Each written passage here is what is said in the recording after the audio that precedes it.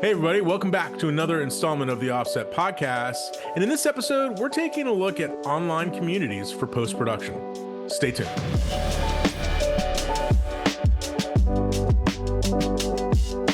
Support for this episode comes from Flanders Scientific and the XMP 270 and XMP 310, the accessible, lightweight, and versatile monitors helping to bring HDR monitoring on set while also being very well suited to post-production work.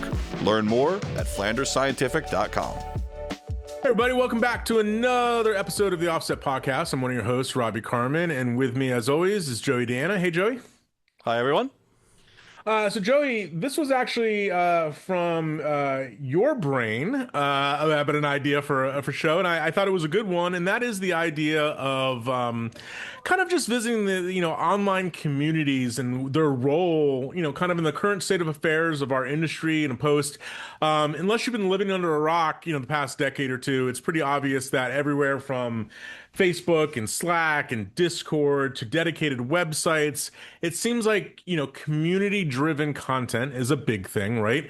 And I think, this for me is kind of like a funny evolution, and I'm sure it is for you because I feel like community, I don't know, used to be the workplace, right? And and we've talked about this a lot over a bunch of episodes that of course everything's changed, more people working at home, more freelancers, blah blah blah blah blah. But I think community is one of those things that you don't realize how valuable it is until it's gone, right? And we had been talking about this offline about kind of what is community, and that was the first thing that popped in my head, like workplace, and that's changed now. And I think that puts like the importance or the weight of like a real bona fide community actually to a little bit, it's a little heavier, it's a little higher level because it really is that important given the current state of affairs and the change in the way that people have been working over the past decade or so. Yeah, but even though, yes, we've talked about this, it's a brave new world now of most people are working from home, working remote. The old school post house doesn't really exist anymore in a lot of places. Even when it did, even before the idea of working from home was even a possibility because you needed to be in these rooms with millions of dollars of equipment, I was still pretty chronically online as a young adult through most of my career. So that meant seeing the evolution of online communities all the way from early websites to early forums to things like IRC, Internet Relay Chat, basically the precursor to your Slacks and your Discords and all that other modern garbage. So the online component of this, even if you were in the top post house in the world, there was an advantage to the online component because it could take you places and meet people and interact with contexts and projects and things and just information that was never going to come into your sphere of existence before. Yeah, a geographic, expanded geographic range, if you will. I think that's true. I mean, I think that one of the things I was going to say about community besides the workplace was that community back then was also, people and friends that you had at competing companies. Region. Right, your physical region, you'd run into them at a happy hour or a cocktail party or something, and you'd catch up, and it would be like, oh, what are you doing? How are you doing this? How are you doing that? Right, and a lot of that. And then you're right, it expanded online. But I think that, and one of the things I really want to explore today is just sort of that idea of the value of community. But then also, I think that unfortunately, there's currently a vein of community that is, there's like a nastiness to some of it. There's also like a take advantage to somewhat, to a certain degree, with people just looking to, pulling a little grift on somebody to get some money for them for something. So I think today I just want to kind of navigate the current state of affairs of community, where it is, how we see it, etc. And then, of course, if you're in our audience, you have any thoughts on this, feel free to chime in, which is a good reason to tell you to follow us on Facebook and Instagram. You just search for the Offset Podcast. Of course, you can watch the show over on YouTube. And if you are on Spotify or Apple Podcasts, you can just search for the Offset Podcast there and find us as well. And if you feel generous, you could always support the show here with this link on screen to buy us a couple virtual coffee. Every cent spent supporting the show goes directly to support the show and the cost that we have to make each episode. So, Joey, let's put our Wayback Machine on because I am old enough. I know I am old enough to remember like the very early days. You mentioned IRC as one, and for those who don't know IRC and Joey's love affair of IRC over the past 10-15 years that Joey and I have been working together, I would venture to say that the word IRC comes up at least once a week, right? Whether that's a technical problem I'm having with like Slack or Discord, or for whatever reason, Joey puts on the hat of, back when we were using IRC. And I have to be honest with you, I think the reason that he has, and I'm speaking for you, Joey, the reason that you have such nostalgia about that was for that thing that you described just a minute ago. It was like for the first time, you're breaking your geographic bounds, right? In a way that you were talking to an editor in London and, a camera person in LA or whatever, right? And that felt big. It felt important. It felt like your reach was there. And I agree with that. My first sort of entry into this community world was actually the early days of the internet as well. Not IRC, but it was more about bulletin board systems and mailing lists, right? Yeah. And for those of you who don't know, like the bulletin board system thing. To be clear, the BBS was not the internet. No, it was not the internet. It was its own, how would you say, protocol, its own, like, how would you say that? It was a private group that you could dial directly into with a modem. Right, exactly. And I was big on those because my dad was into a whole bunch of like engineering groups and stuff, and I was looking at them, and that was my first foray into that, where like you get to people who are interested in a thing, right, and then you discuss that thing, as you waited for your modem to all the sounds or whatever, right, and then you connect. Later, that turned into sort of a hybrid of the BBS, which I think maybe call it mailing lists, right? Where you get mailing lists were very common in the early days. Yeah, where somebody would like email a comment or a question or a follow-up on something, and then you could get that in real time, like a real-time stream of that in your email box, or like maybe the next day get like a digest or something like that. Yeah, basically anybody that emailed into the group, it would then get forwarded out to the rest of the group. So then somebody else would reply, that would then get forwarded out to the rest of the group, and it was ongoing group conversation based around email. And almost every single mailing list that I was ever a member of had the problem where when people were first able to put their vacation responders onto onto emails, that everybody was like, bro, turn your vacation responder off, because those were just perfectly, but he's on vacation and he didn't get the thing to turn it off. Right, exactly. So all of these early platforms had their disadvantages as well. So when I sit here and be like, well, it used to be better in my day, remember, there was like, imagine a storm of I'm on vacation until next week emails filling your entire inbox. Yeah, and some of the ones that come up as like I have fond nostalgic memories of, even though they had some pain in the ass factor, and more importantly had some pain in the ass people too. But the TIG, which was the Telecine Interest Group, that was a big one. Telecine Internet Group, I believe, was the actual. Yeah, right. Telecine Internet Group. The Avid had a couple companies got involved in these. Avid had a very popular, widespread email list that I was on. Were there any others like that you were around the same time that you were into?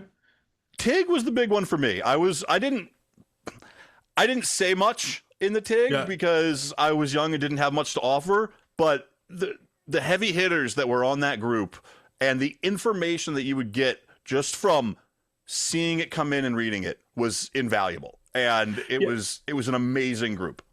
And that was really, to be honest with you, like I agree with you. That was people who, now we lionize the idea of film emulation and color timing and that kind of stuff. Like that group was those people. Right? They were handling film on a day-to-day basis, talking about the technical intricacies of it. It wasn't, hey, I want this to look super stylized and cool, like it's hip. It was, here's a piece of film in front of me. How do I get this telecine to work with synchronizing this or that? And it was so dorky with like all of like the EDL and different lists that you could create. Like, but even like technical stuff that was just cool about like, okay, this is my technique for, super glue or for gluing these frames together. This is how I splice something. Here's what happens if you screw that splice up. Like all stuff But that at the time it did evolve into the digital world quite well. it And did. all of these early digital intermediate pioneers were on there as well, talking about the best techniques for dealing with digital imagery. And again, it was one of those places where if you had something to say, it was probably like you were standing at the feet of giants a little bit. So there was a little bit of apprehension to say something in a good way, because I was like soaking it in more than interacting.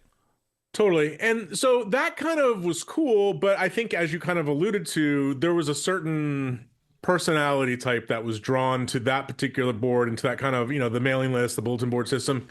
So then when sort of the web started to get democratized and people could create websites and that kind of stuff, things kind of slowly but surely moved from mailing lists, bulletin board systems to, the web proper.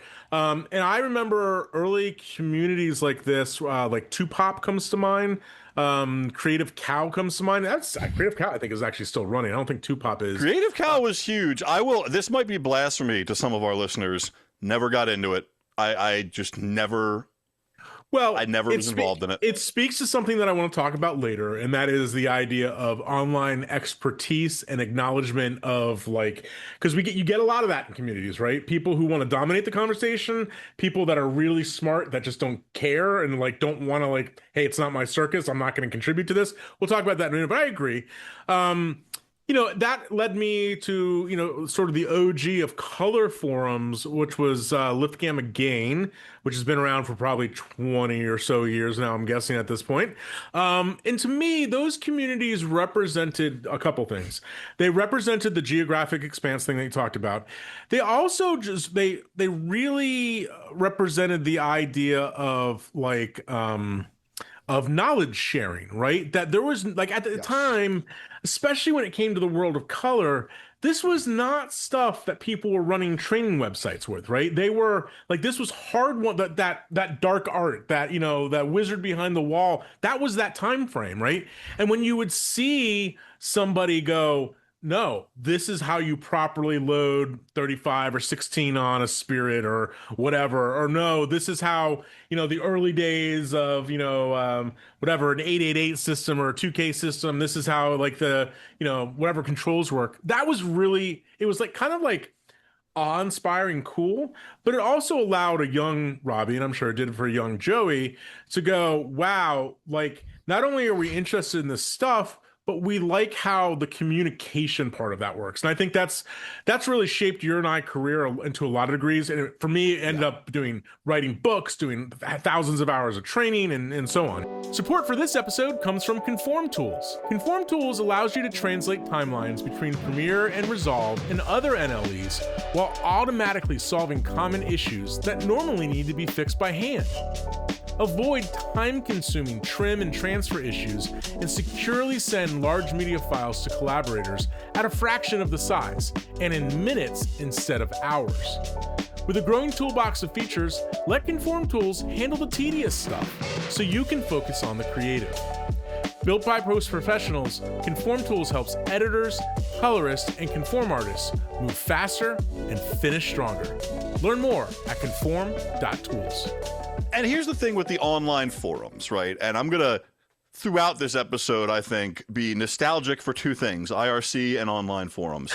Because, as we'll talk about later, a lot of this has been replaced with Slack and Discord, and those things definitely still have value. There's still really valuable people, personalities, things you can learn, people you can meet, but the format, I think, has evolved into something less useful on the whole. And the reason I say that is when we had internet forums, and we get this also a lot in the world of classic car and motorcycle restoration and operation as well, it's all moved to Facebook groups.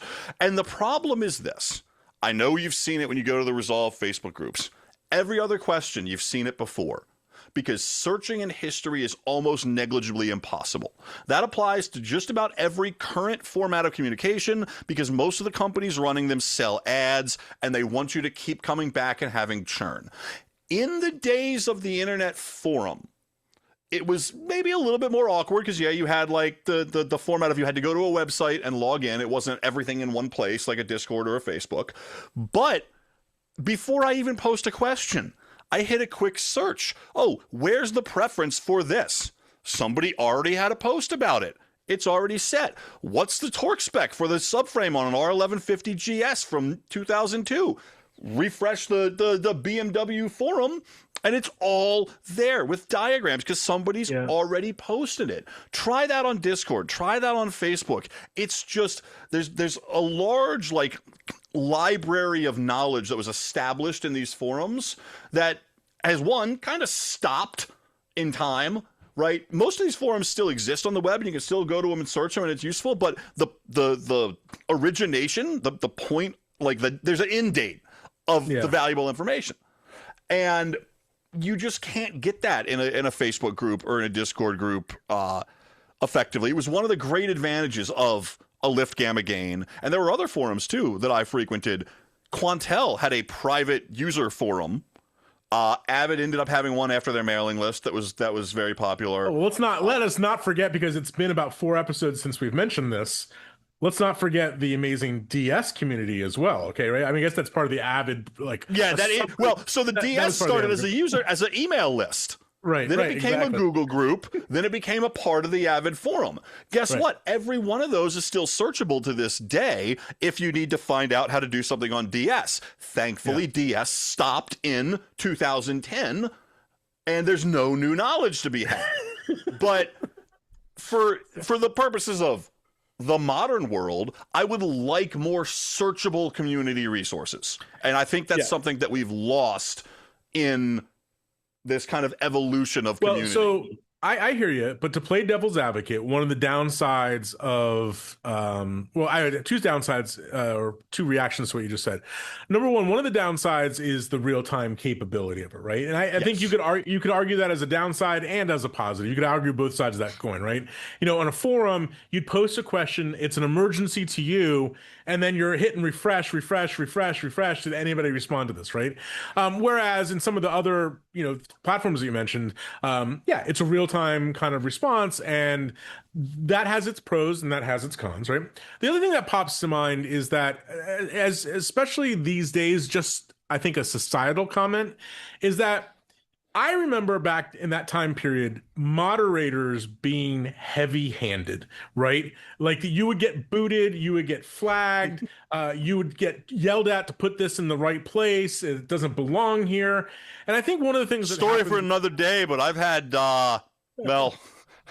law enforcement agencies involved in some forum posts when I was in the 15, 16-year-old range of ages. That was not pleasant. Here's my surprise face, Joey. But I think what happened, these days is that moderation is a really slippery slope because everybody gets pissed off about everything. And so I think one of the downsides of sort of the traditional online forum part has been they have tended to devolve into clicky name calling kind of things because moderation has gone less. Like the Facebook groups are a great example of this.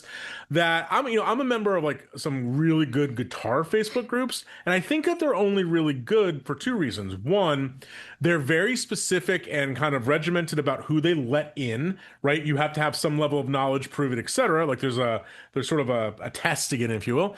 And then second, they're very well moderated. On the ones that, a lot of the Resolve or post-production groups, nobody's really moderating all that hard. And then, so you end up with like a group called like, professional colorist or something.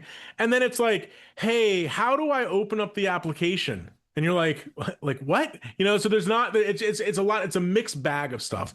But that goes hand in hand with the lack of search.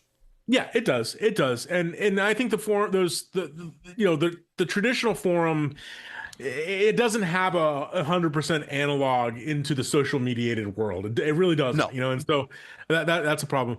Now, one of the things I think that happened as we started moving kind of simultaneously, we eventually, by the mid 2000s, a lot of companies were getting involved in this community because they saw soft value in it, right? Like, hey, if we get everybody, a community talking about our tools, that is a focus group, literally a focus group that can help us improve our tools, find bugs, all that kind of stuff. So all the big OEMs were involved in this. You mentioned Abbott earlier.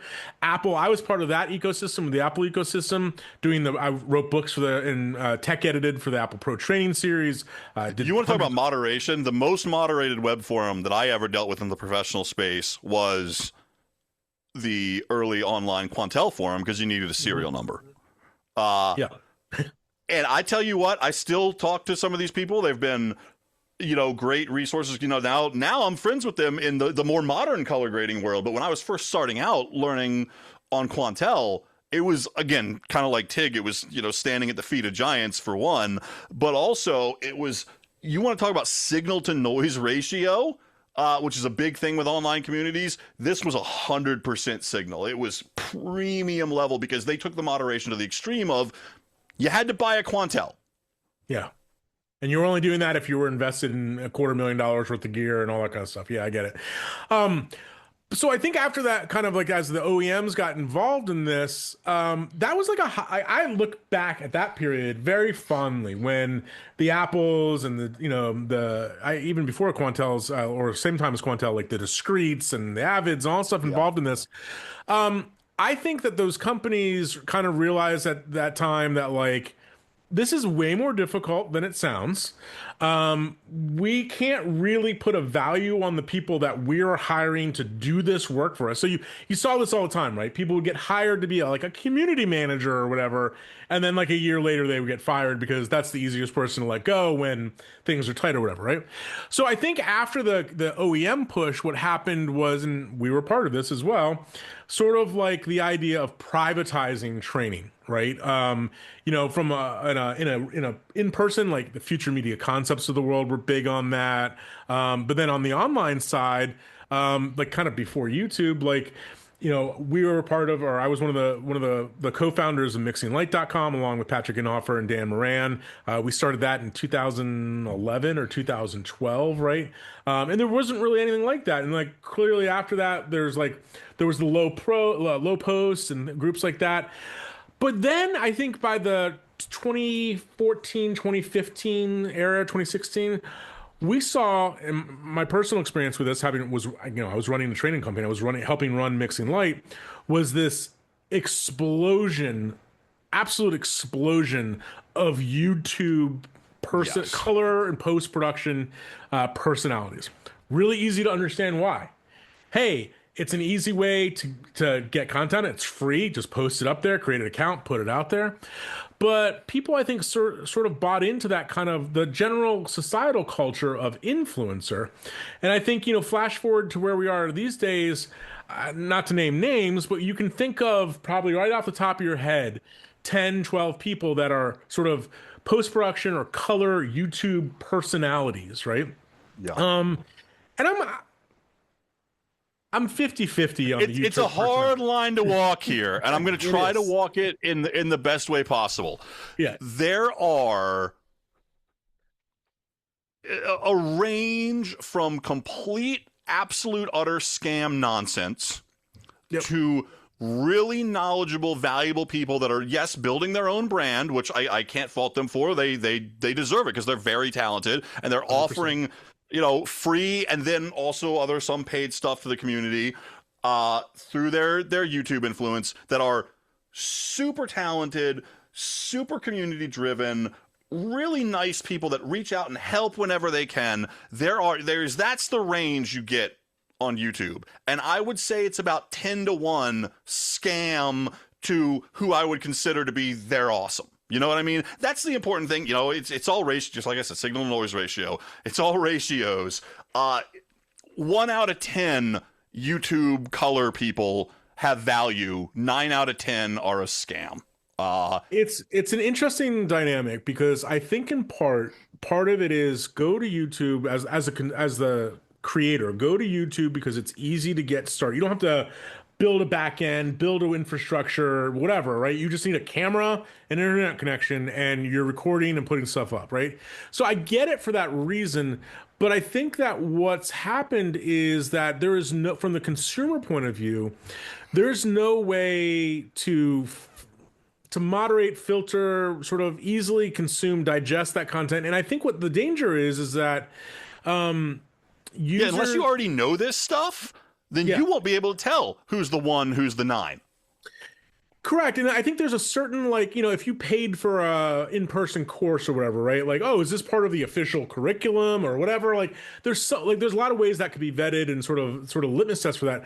With an online personality, you don't really know in terms of like going to a site like YouTube, right? Like, yeah, you can read likes and comments and stuff like that, but I still see a lot of people who have like millions of likes, and I'm like, that is just factually wrong information, Yeah. right? Yeah, so I think it put YouTube, especially the rise of the sort of YouTube personality, puts the onus on the user, the consumer, way more than it puts the onus on the creator, right? We can get up there and be like, hey, I have invented color science. My color science is the best. And if you're not using my color science, it's wrong, right? You think I'm joking, right? There's literally there's people tons who of say them. stuff like, right, exactly, right? So I think that's harder for the, and I also think the thing is about YouTube is that as a community, it tends to be more transient simply because the number of people involved is significantly higher, right? You could get somebody who's a relatively successful YouTuber, and they might have 50, 100,000 something subscribers, and it's really hard to to form bonds or community when you have that many people diving in and diving out, making a random comment, etc. You don't really know who's there and what their expertise are. So it feels very consumer to me rather than community. But I don't know. Maybe I'm just old. There seems to be in almost every successful YouTuber a place where they land where it is this rub against following and monetization, right? So like, you get big, YouTube starts to pay you, you get ad revenue, etc. But then like everybody comes out of the woodwork, right? And there's like, why aren't you doing this for free? Why aren't you doing that for free? And it seems to me one of the trends that's happened over the past few years, decade or so, is that once you get kind of to be a relatively well-known YouTuber, there's then a shift back to the privatization of this, right? What I kind of think of as like gated communities. And I have, first of all, zero problems with that. I think I understand that, people are free to monetize however they want. What I get a little frustrated about with that kind of model is that it devalues the content on YouTube clearly becomes a sales and marketing tool. Like, you're right at the place where you're about to find out more. Oh, you can sign up for our community, right? And it's just sort of like, okay. I mean, and again, that's a minor complaint. I understand why it's done. It's smart business, the whole nine yards. But I think we're seeing a lot of that happen now, where a lot of the popular YouTubers are realizing, no, if I can exercise more control over this community, my earning potential is more. Yeah, I get that. It's just, I think that part of me, maybe I have a very naive, and I think people will also say, well, Rob, you ran a training website, a for-paid training website. How can you have this attitude? That to a certain degree, I think you follow the same role. That like, hey, if we know something, there's like, I'm just gonna tell you. I'm just gonna share it. I'm just gonna put it out there, right? So like, I see some of these communities. I saw one the other day, Joey, that was 5 grand a year. Okay, 5 grand. And my question is, first of all, who has 5 grand just lying around just to be a part of the community? But it leads me into my next thing that I wanted to talk about, and that is the idea of what to be worried about or pay attention to when it comes to a community. And the first one that's always a red flag for me about communities is sort of this cult of personality and sort of insistent on like, I've built the recipe, I've built the system, just follow these 10 steps and you'll be rich, right? And there's a lot of that out there, right? And I think if you talk to any professional colorist, they'll tell you, it's not, it's like it's situational, it's learning, it's through experience. It's not about following one set of rules every single time, And I think there's a lot of people out there who are like, they're selling systems, and that's just not how honestly, it's not how real world work happens. You're not sitting down when you sit down tomorrow morning to, color a spot. You're not going, cool. Okay, I got 4 nodes. I'm going to balance in this one. I'm going to just do, like, you know what I'm saying? Like, you might, Yeah, I think I don't know. people have it's the flexibility of the million different ways you can approach a project, specifically in DaVinci Resolve, but in all software in general, has been a double-edged sword of the snake oil salesman coming up with some gigantic formula of, like you said, these 10 steps will make everything perfect, and then all of your grades will look the same and match and be wonderful. Like, no, nothing ever is going to always be the same. Right. It's never going to be a one button. If someone's trying to sell you a single button fix, that's your first clue that this is something sketchy, right? If someone's saying, here's how I do it, here's a detailed exploration of how I do things generally, and I'm going to charge you for it, and because I think there's value there, and you'll agree as a customer that there's value there, great. And you're learning things along the process of how things were built in that workflow example, let's say. I think anybody that is, what we would put in the qualified camp, none of them would ever say, this way I'm prescribing right now in this example is the number one only way to do this. It's the teach a man to fish kind of thing, right? Like, Yes. It's like, I can give you the way that I do it, but I would always be clear, like, this is the way I did it for this particular situation. Like, it's more about understanding the thought process, the motivation, what goes into it, rather than, because, like, and even if you're like me, where generally most of my projects have the exact same setup, I'm pretty dogmatic about that. And I evolve it over time. But in general, yeah, I use the same recipe as a starting point. Granted, there's much flexibility built into it on purpose. Yeah. I would never claim this is the only way. That I feel like is the key differentiator. If someone is charging you money and then also saying it's my way or the highway and everything else is wrong, that's the biggest red flag you're going to get.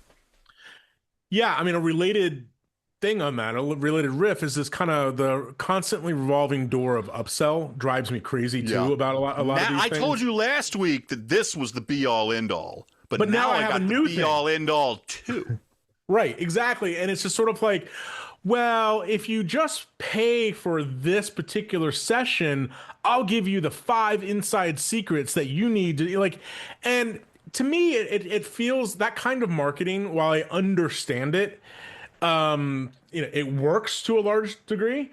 It feels particularly predatory to me that especially for the younger person just getting in, who, they might idolize whoever's talking and they go, oh my gosh, I could learn how to do it the next thing you know, they're borrowing $500 from mom and dad or whatever. And it's just sort of like, no, like it's a slippery slope. Like It's also, you just put a bunch of money into this. Somebody said it was the greatest thing ever, and now they're coming out saying this is the new greatest thing ever. It's a hard. What about what I just bought before that? That was supposed to be the greatest thing ever. Yeah, and I guess and again, I don't know how to articulate this very well, but I understand the slippery slope of this. The creator needs to make money. They need to earn income. Their knowledge has value, right? I get that.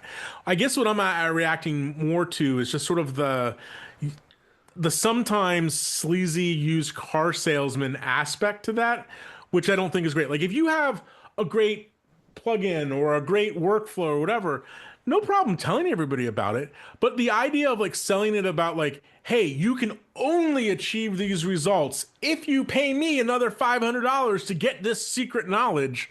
I'm like, nah, bro. Like, it's not that secret. I'm good, And there's too much of that out there. And it's like you said earlier, it's hard to filter that out sometimes. Yeah, and likewise, kind of the idea of like, very community driven, very, very like complex participation rules. Like, hey, you only get this if you sign up for this at that particular time, and like all that kind of stuff. And it's like, do you want me to participate, or do you want to just like have hoops for me to jump through, right? And so I'd be wary of that too. For me, what community really is about is, honestly, it's about the common interests. Obviously, that makes sense, right? But it's more about like the friendship, the fellowship that occurs. It's about respect for those who are in the community. It's about learning from people, those kind of things. And like, I will say that probably in the past 10 years, some of my good, closest friends are people that I've met through these communities, right? And I've gone on to meet in real life and have dinner with and do things with and whatever. And to me, I think when you lose sight of that, when you lose sight of community is about, what do you always say, Joey? That this business is a people business. I think when you lose sight of that in the community aspect, that can have issues as well. Support for this episode comes from Flanders Scientific and Gaia Color Direct Connect Volumetric AutoCal. Calibration of reference displays is critical in our industry, and there's no easier way to calibrate than by using Gaia Color, which is standard on DM, XMP, and XMP-C series monitors. Gaia Color calibration allows supported probes to be plugged in directly to the monitor for fast, accurate, and automated calibration with no computer or operator expertise required. You can learn more about this powerful system at flandersscientific.com. We've talked about a million different kind of formats for these communities to exist in. The one thing that hasn't changed across all of those formats is you're connecting with people that otherwise you would not have been able to, because they might not be in your geographical region or in your immediate business or in your immediate circle of collaborators. That's the key thing right there, is you get involved in these communities because it gives you access to people that you would have normally never had the opportunity to meet or talk with, and you have value to bring to that as well when you come into the community and become a resource for all of these other people all over the world. Totally. And it's I think the one thing that I would always say, whether you're, a Stephen Nakamura or whether you're a young kid who just, graduated high school and you're interested in this stuff, right? The idea that you never really know who you're talking to in an online situation. Yeah. So therefore, like, the idea of like respect, deference, understanding should always come into play, right? Like the idea of being like, and it's a subtle difference, being like, hey, that's a stupid workflow is a lot different than that's an interesting workflow. Could you tell me more about that? Like, subtle difference, right? And so, like, I think a lot. That's why I said respect earlier, because I think a lot of these communities, they when they go bad, they tend to get a lack of respect, a lack of sort of good communication protocols, and they just devolve into name calling, right? Just as we see on Facebooks and other places like that as well. The last thing I wanted to mention here about the community aspect of this too is that, I think the idea of how should I say this?